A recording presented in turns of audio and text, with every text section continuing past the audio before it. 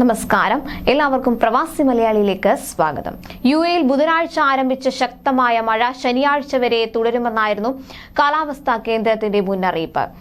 ഇതിനുശേഷം മഴയ്ക്ക് നേരിയ ശമനമുണ്ടായതിനെ തുടർന്ന് വലിയ ആശ്വാസത്തിലായിരുന്നു മഴക്കെടുതിയിൽ ദുരിതം അനുഭവിച്ചവർ.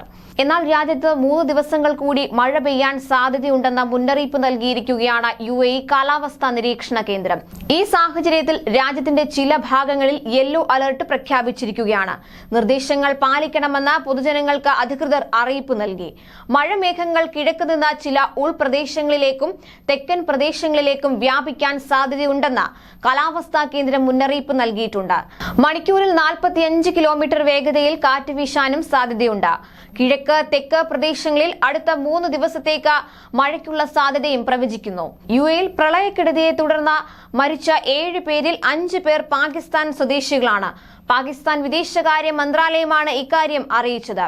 വെള്ളപ്പൊക്കത്തിൽ 7 പേരാണ് മരണപ്പെട്ടതെന്നും എല്ലാവരും പ്രവാസികളാണെന്നും നേരത്തെ യുഎഇ വ്യക്തമാക്കിയിരുന്നു. പ്രളയക്കെടുതിയിൽ മരണപ്പെട്ട പ്രവാസികളുടെ കുടുംബങ്ങളെ ആഭ്യന്തര മന്ത്രാലയം അനുശോചനം അറിയിച്ചു.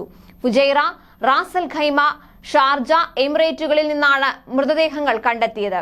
യുഎഇയിൽ കഴിഞ്ഞ ദിവസങ്ങളിൽ രേഖപ്പെടുത്തിയത് 27 വർഷത്തിനിടയിലെ റെക്കോർഡ് മഴയായിരുന്നു.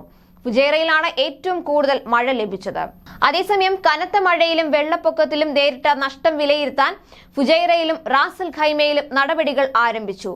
രക്ഷാപ്രവർത്തനം പൂർത്തിയാവുകയും അപകടകരമായ സാഹചര്യം ഒഴിയുകയും ചെയ്ത സാഹചര്യത്തിൽ പൗരന്മാർക്കും പ്രവാസികൾക്കും നേരിട്ട നഷ്ടം പൂർണ്ണമായും രേഖപ്പെടുത്താനാണ് അധികൃതർ തീരുമാനിച്ചിരിക്കുന്നത്. ഇതിനായി ഫുജൈറ അടിയന്തര കമ്മിറ്റി ശനിയാഴ്ച വൈകിട്ട് ആദ്യ യോഗം ചേർന്നിരുന്നു. Fujairah municipality director general Mohammed Saif Al അഫ്ഗാമിന്റെ നേതൃത്വത്തിലാണ് കമ്മിറ്റി പ്രവർത്തിക്കുക.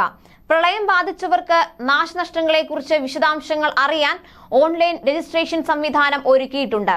ഫുജൈറയിൽ 2 ദിവസമായി ഗതാഗതം തടസ്സപ്പെട്ട ഫുജൈറ ഖിദ്ഫ റിംഗ് റോഡിൽ ഗതാഗതം പൂർണ്ണമായും പുനഃസ്ഥാപിച്ചതായി ആഭ്യന്തര മന്ത്രാലയം അറിയിച്ചു. അതിനിടെ ശക്തമായ മഴയിൽ ഗതാഗത തടസ്സം നേരിട്ട ഷാർജയിലെ വിവിധ മേഖലകളിലെ റോഡുകൾ സാധാരണ നിലയിലാക്കി. ഷാർജയെ കിഴക്കൻ മേഖലാ നഗരങ്ങളുമായി ബന്ധിപ്പിക്കുന്ന ഷാർജ കൽബ റോഡിൽ പൂർണ്ണമായും തടസ്സം നീക്കിയെന്ന് കിഴക്കൻ മേഖലാ police department director colonel doctor Ali Al Hamoodi വിശദീകരിച്ചു. ഖോർഫ്ഗാനിലെ വിവിധ റോഡുകളും ഷിസ് നഹ്വ മേഖലയിലെ റോഡുകളും സാധാരണ നിലയിലായി. കൽബ നഗരത്തിലെ ഉൾ റോഡുകളിൽ പുനരുദ്ധാരണ പ്രവർത്തനങ്ങൾ യുദ്ധകാലാടിസ്ഥാനത്തിൽ തുടരുകയാണ്. കൂടുതൽ പ്രവാസി വാർത്തകൾക്കായി ഈ ചാനൽ സബ്സ്ക്രൈബ് ചെയ്യുക.